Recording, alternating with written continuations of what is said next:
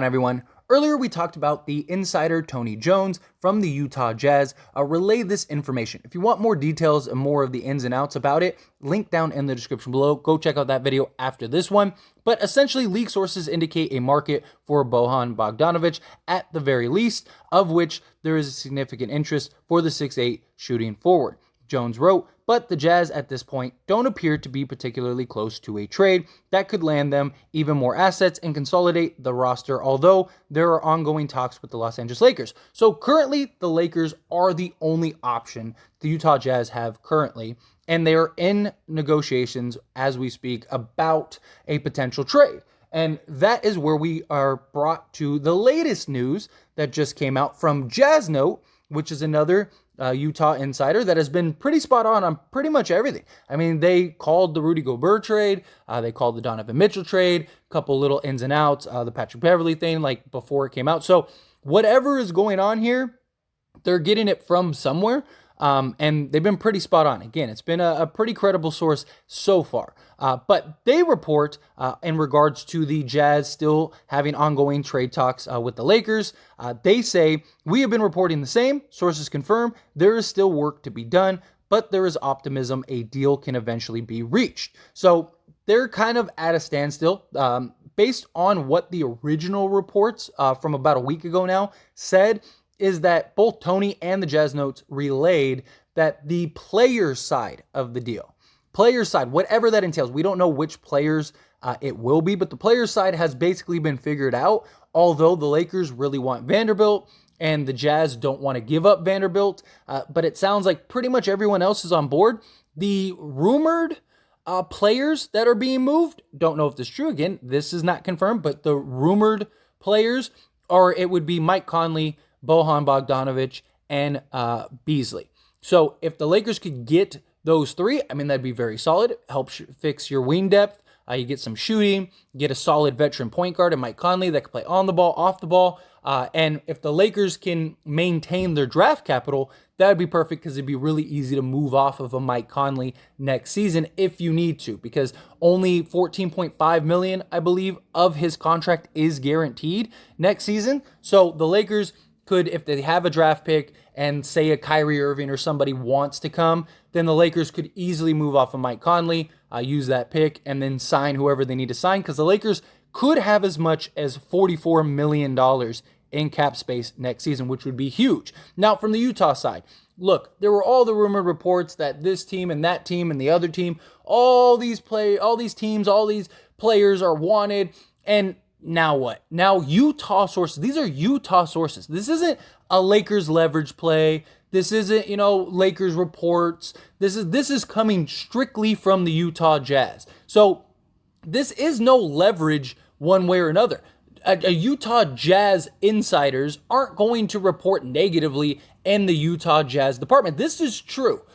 This is information that nobody wants to give up the assets that the Jazz are looking for. The Jazz want a first-round pick for all of these guys. Jordan Clarkson, Mike Conley, Bojan Bogdanovic, all of these guys, they want first-round draft picks for. Beasley, I could see. Vanderbilt, I could see. But these three guys, how many teams are giving up first-round picks? Not only is it the first-round pick thing, but the Jazz, one, have to move off of guys. That's something I really want to stress to people, because I get tons of comments that are like, the Jazz don't have, they do. They have to. Yes, they could cut some players or something like that, but why? That still is a cap hit. That still affects, what you're paying in the tax, which they are currently still in the tax. They are hard capped. So any trade, they can't take back players, because if they take back those players, they have to then move those players. And not many teams are willing to give up an asset and an expiring deal to get a guy like Mike Conley making $22 million a year.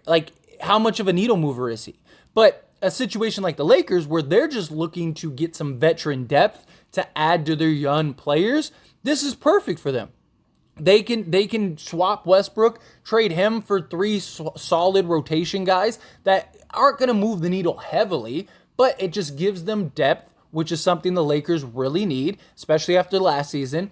And it gives them guys that they can count on in the playoffs, which is huge, because these are all guys that have been there and have played in the playoffs. The problem with our young team, as great as it looks, A lot of these guys have never been in the playoffs. I mean, Patrick Beverley, obviously. You had Kendrick Nunn, who was in the NBA Finals as a starting point guard. Those are great. But like Walker has never been there. JTA has, but he was never really a huge rotation guy during those times. Troy Brown, I believe, had like 1 year, but it was just brief, where he was in the playoffs and didn't really play. So that's the thing. Like, a lot of these guys, as great as the youth movement is, you need veterans. You need solid vet players that can, have gone through the trial and error, have gone through the struggle, that have hit big shots, have had the big moments, that know what it's like. You're down 5 with like a minute and a half left in a game 7. They can step up to the big moment. Like, that's what you need. I mean, look at the history of the league. No team full of just young players have ever won a championship. There's always a mixture of veterans, always a combination. Maybe those veterans don't play heavily, but there's still veteran players. I mean, even the Warriors, they had guys like Andre Iguodala, and guess what? Andre Iguodala won Finals MVP when they won that championship, and then as they grew into their own and got their veterans, they still had guys like Andrew Bogut, things like that. Like, they had these guys that were veterans that were mixed with the youth of those teams. Milwaukee, when they won the championship, they had Drew Holiday. You had guys that have been there. PJ Tucker is a guy that they had for some time. Like, they had guys that have gone through the trial and error of playoff series, those long, rigorous series, the high intensities, things like that. That's why the Lakers are looking to get these vets, because they're looking at it as like, one, we add some solid depth, we get some rotation guys, we get some guys come playoff time that can help take a lot of pressure off of LeBron and Anthony Davis and really kind of fit in. And they want guys that are key. Like Mike Conley, look, I don't think he is the starting caliber. He's not the grit and grind Mike Conley, but what he is a solid veteran point guard that can play on the ball, off the ball, shot 40%, played 71 games last year. He's a guy that doesn't do too much. He knows exactly what his role is. He knows exactly what he has to do. I think he's going to be great for the Lakers if the Lakers get him, because he doesn't have to have and carry the load that he did with Utah, right? He had to do the main point guard duties. He had to handle the ball. He had to play defense. He had to do this, that, and the other. Where on the Lakers, very likely he's coming off the bench. Very likely if he isn't coming off the bench, he's, slotting in next to LeBron and probably Patrick Beverley or something like that to play some solid defense, and LeBron's going to be your primary ball handler.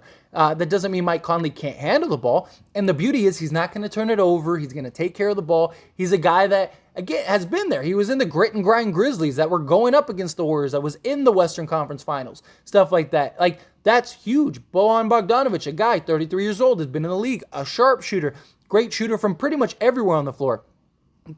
Not great at creating his own shot, but he can in certain matchups, certain times, things like that. So that's good. But more so, they're looking for just that guy that can knock down 3 or 4 threes a game consistently, night in, night out. You get that if you end up getting a Beasley, right? Young, athletic, 6'4" size, got a pretty decent wingspan, can play the 2, can play the 3, lockdown 3-and-D guy. Like, that's what you want. You want that. You want players like that.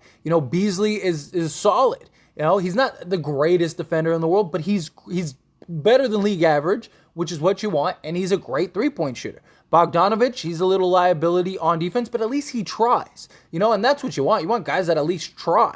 And then Conley's still very good defensively. So the Lakers getting these guys, it makes a lot of sense. I understand why they want these guys, but they're not going to get them just to get them. They're not going to give up a bunch of draft picks and this, that, and the other. I mean, in reality, like, if the Lakers are really the only option, this is still, even if there are no picks involved, this is a very mutual beneficial deal. And look, if we're being honest, the Lakers probably give up a pick, whether it's a pick swap and some seconds or, a first round pick. There's going to be some exchange, right? Because these guys are good enough, solid enough rotation guys to where they could field in the right situation. Plus, you are helping the Lakers, so it's a mutually beneficial thing. But if you really boil it down to what the Jazz need and what the Lakers need, a Westbrook for Conley, Bogdanovic, and Beasley is a perfect swap.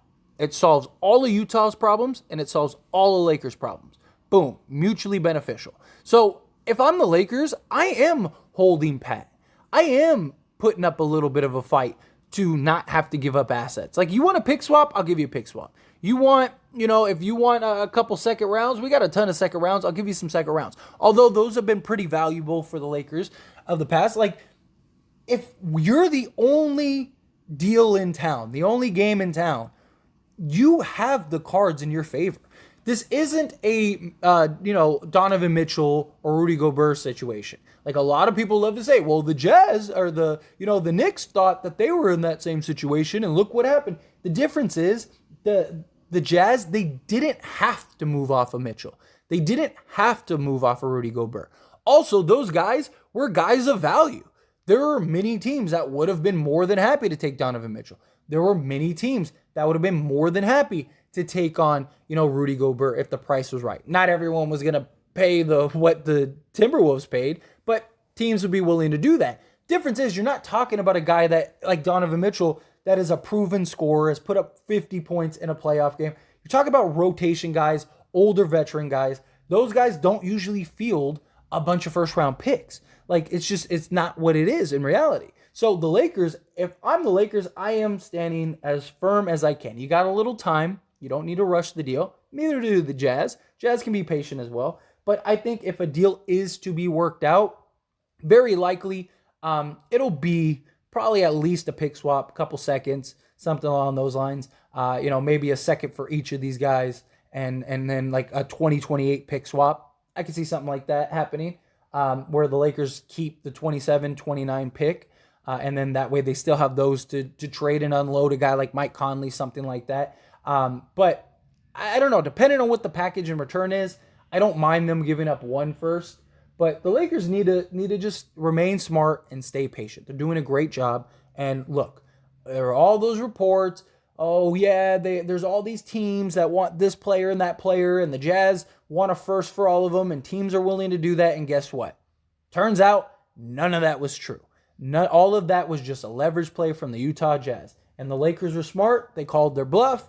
And now look, now it's just the Lakers and the Jazz once again are having ongoing conversations trying to work out a deal. But anyway, as always, I'd love to hear your thoughts and opinions. This is a discussion, so let me know down in the comment section below. What do you think of the situation? Do you think a deal gets done? Do you think it doesn't? However you feel about it, I'd love to hear your thoughts and opinions down. That being said, hit that like button. Helps me out a lot. Lets me know you enjoy these types of videos, and I truly appreciate it. If you're not subscribed to the channel, hit that subscribe button, followed by the bell notification. Stay up to date with all things sports. Join this wonderful community and all of our discussions. I'll see you all in the next one. Thank you.